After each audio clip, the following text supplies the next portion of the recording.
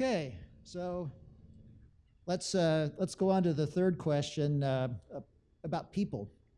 So we can talk about the hardware of utility, that being the assets and so forth, but there's the software of the utility, which are the people, and that's also certainly. I reflect a little bit of it. My hair is a little bit grayer than it was in 1997 when we first started these things. So, but I'm still standing. So as the workforce continues to age, what will the impact be on utilities?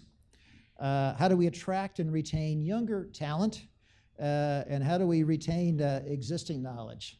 Tom, please. Well, this is an exciting question, and also want to thank you again for inviting North Texas to this panel.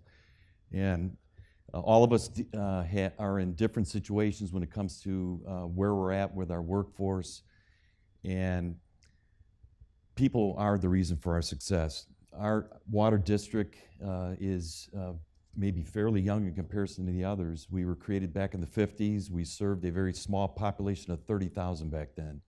We grew to 800,000 in the 90s, and then have doubled since to 1.6 million for water. And we picked up the wastewater mission in the 70s and solid waste in the 80s. Right now, we have about 10% of our workforce that is retirement eligible.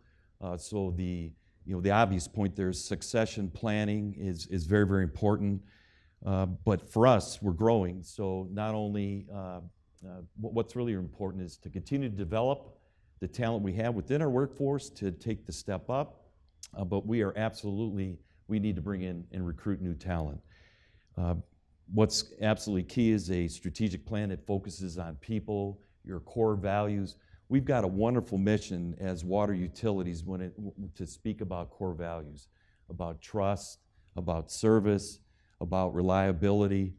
Those are the things that we've worked into our core values, how we think of ourselves, how we want others to think of us. It's really an exciting time to be in the water utilities. Might have in the past been boring or thought of as boring, but it's absolutely exciting times. We need innovators, we need solutioneers, we need folks that are thinking ahead to help us build in best use of the water, nutrients, energy. I mean, it's just a combination number of things where it's an exciting time to be in our industry. We've got to get that right talent that's out there. You got to pull them in. It's the messaging of what we do and how important it is. I can't emphasize how important that is. And then once you get them in, you got to retain them. So a lot of time has got to be spent in retaining that talent so they don't drift elsewhere. It's a challenge for all leaders to fuel the passion of your people, to challenge them in all that they can provide for your organization, continue to develop their skills, take care of them, reward them, and make them feel part of a winning team. I spent 32 years in the Army. I was part of that winning team, and I really, really learned how important that was. And there's a lot of transition in an organization that large. And then to bring some of that spirit and that importance of being on a winning team, I can't emphasize that enough. We've got a great family atmosphere in our North Texas Municipal Water District. Now we're infusing new talent into it, keeping the good things that are important to retain about our culture, and then adding to that. So it's an exciting area, a challenge, because we're all kind of competing for the same people.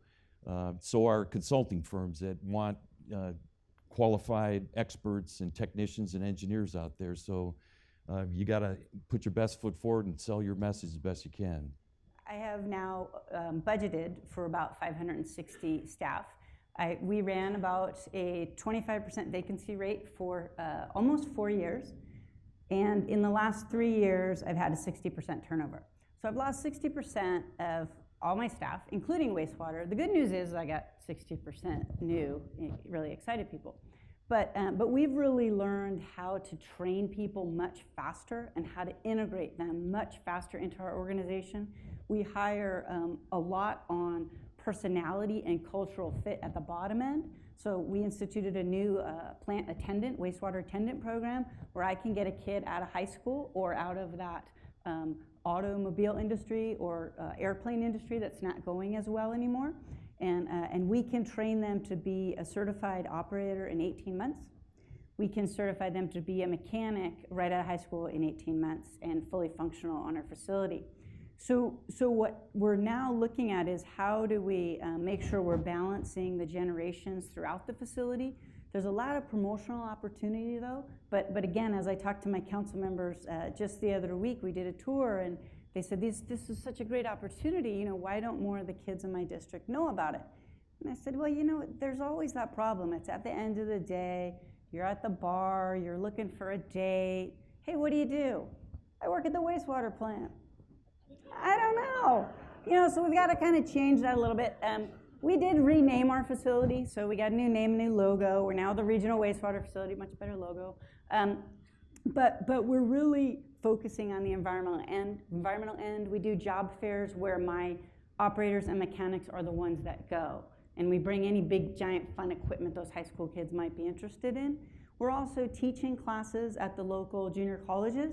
We teach them on our facility grounds, and I pay for the entire class. So I tell the junior colleges in California get money from the state based on number of people in the chairs. So I fund 30 chairs for every class. We get it in their course materials. We get people knowing about it. I only have 10 kids in this class, but we'll keep building on that. And then we'd really ideally like to be a regional training facility because we are one of the bigger facilities and to avoid some of the poaching. But we've also started it so when you come in at the bottom end, I really want local kids because the people from other jurisdictions, from Fresno and other places, don't tend to stay. So we've been a little bit of tracking, and the cost of living is very expensive in the Silicon Valley. So we focus in on local kids, and I believe my ratepayers, and they validated this, will pay more to ensure a local person gets the job rather than someone from further away. So we're investing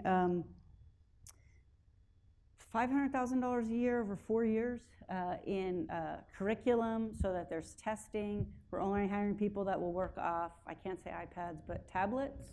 So we're putting technology in there and making it much easier to do the cultural change for the new people. My existing staff, I don't care if they use an iPad. They keep doing what you're doing. They're awesome. My sense of this issue is that, and I totally agree with what has been just said, that this is not going to be as big a challenge in our industry in the years ahead. I think the problem came from when you talk to some of our older employees. By the way, being Phil Donahue is kind of funny because I bet my kids have no idea who that is. But we all do. But the question of, you talk to some of the older veterans at any of our enterprises, and one of their claims to fame is that they're so good at what they do is that people don't even know about it. You walk up, you turn on the water, boom, it's there. It goes down the drain, boom, it's gone. And we're so good at what we do, the United States, unlike almost anywhere else in the world, you don't even think about it. And that's a positive attribute. That positive attribute has had some very challenging consequences. I mean, I never tell anyone who works for us that they work at a wastewater treatment plant. You're cleaning the water of the world. Every living organism on the face of this earth relies on what we do, bar none. It's the only element that is essential to every living organism. And it is connected to the theme of this whole notion. What's happening at our utilities, and I've heard stories about each one of them that are creative and innovative. Whenever anyone asks me for what do you want to do in your life, do something where you're doing something that matters, where you're working with really good people, you're solving interesting problems, it's creative, and you work like a team. We've got every one of those attributes. And all we do is when we start talking about it, you want to do innovation? Come to our industry. You want to matter to your community? Come to our industry. You want to do something that helps your neighborhood? Come to our industry. You want to find a new idea that we will back if it's a good idea. I tell my employees, we had 21 start last Monday, said, you come up with a world-class idea, we will figure out a way to make it happen. And what we're finding is you start telling that story and people come. And I think they're coming to our industry when they, by the way, some of the other benefits is that we're not going anywhere. There's lots of industries that you work in that 10 or 15 years later, you're not sure whether you're still going to have a job. Yes, we'll change. There's going to be more to disperse this and disperse that and to change our industry. But this industry will exist 100 years from now, 200 years from now, 300 years from now.